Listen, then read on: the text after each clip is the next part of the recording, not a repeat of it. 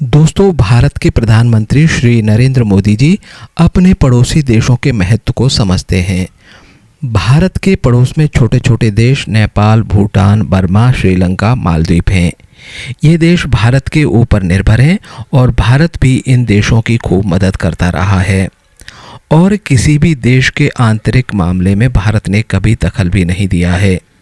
इसीलिए मोदी जी जब भी किसी पड़ोसी देश में ऐसा कार्यक्रम होता है तब वो उस देश के कार्यक्रम में उपस्थित होकर उस देश के साथ अपने संबंधों को और मजबूती देते रहे हैं। यही कारण है कि मोदी जी के आने के बाद श्रीलंका और नेपाल का चाइना के साथ मोह भंग हो गया है और भारत के साथ फिर से अपने सदियों पुराने संबंध विश्वास के साथ बहाल हो रहे हैं। वैसे भारत और इन पड़ोसी देशों की सांस्कृतिक विरासत एक ही है। इन देशों में बौद्ध धर्म के अनुयायी सबसे अधिक हैं और बौद्ध धर्म का जन्म भारत में ही हुआ था और उसके बाद सर्वाधिक हिंदू हैं। मोदी जी की नेपाल यात्रा से नेपाल की जनता में एक आत्मविश्वास का संचार हुआ है और उनको विश्वास हो गया है कि भारत के होते हुए हम सुरक्षित हैं। वैसे नेपाल के लोग पूरी तरह से भारत के ऊपर निर्भर हैं।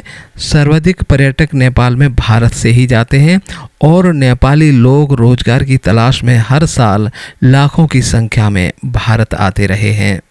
भारत को पड़ोसी देशों के साथ संबंध सुधारने और कायम रखना इसीलिए भी जरूरी है क्योंकि इन देशों की सीमा चीन से लगती है और चीन इन देशों के जरिए भारत को घेरने की कोशिश करता रहा है। लेकिन श्रीलंका के चाइनीज कर्ज में फंसकर बर्बाद होने के बाद ये छोटे देश भारत की तरफ रुख कर रहे हैं और चाइना से दूरी बना रहे हैं। ये भारत के लिए बहुत अच्छी बात है। मोदी जी इस बार नेपाल के लुम्बिनी में माया मंदिर गए क्योंकि ये मौका था भगवान बुद्ध के जन्मदिवस का और भगवान बुद्ध जिनको बौद्ध गया में ज्ञान प्राप्त हुआ वो भारत में है और वैसे भी भगवान बुद्ध भारत में भी उतने ही पूज्य हैं जितने श्रीलंका, नेपाल, चाइना और म्यांमार में हैं। तो मोदी जी ने अपने पड़ोसी देशों को इस बार धार्मिक समानता का संदेश देकर एकजुट करने का प्रयास किया है और हो भी क्यों न, जब दुनिया में आधी आबादी इस्लाम के नाम पर एकजुट हो सकती है तो हमारे पास और रास्ता ही क्या रह जाता है।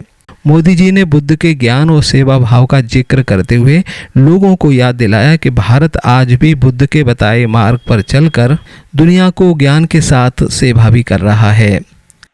बुद्ध इसलिए विशेष हैं कि उन्होंने केवल उपदेश नहीं दिए बल्कि उन्होंने मानवता को ज्ञान की अनुभूति करवाई। उन्होंने महान वैभवशाली राज्य और चरम सुख सुविधाओं को त्यागने का साहस किया।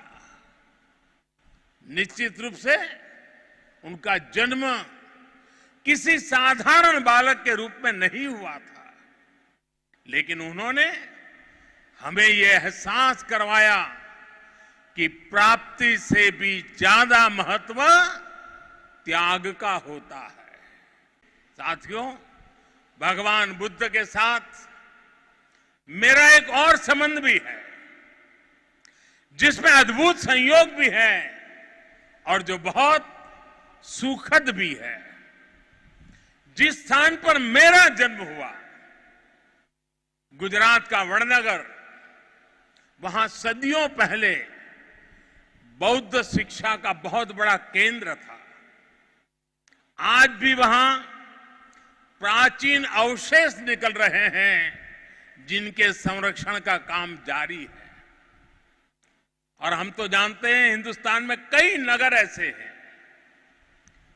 कई शहर, कई स्थान ऐसे हैं जिसको लोग बड़े गर्व के साथ उस राज्य के काशी के रूप में जानते हैं।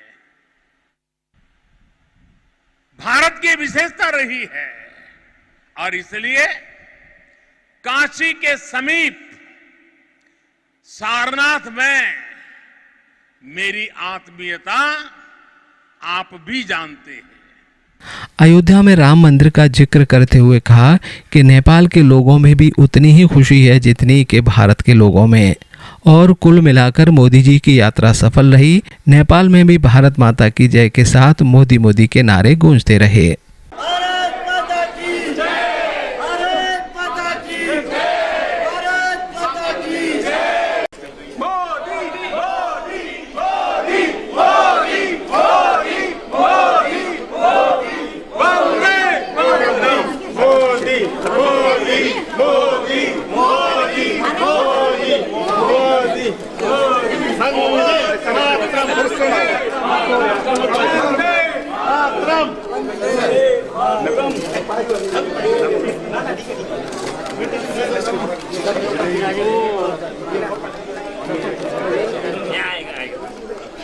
एक बेटी इधर ही आएगा। जी हर हर मोदी, हर हर मोदी, हर हर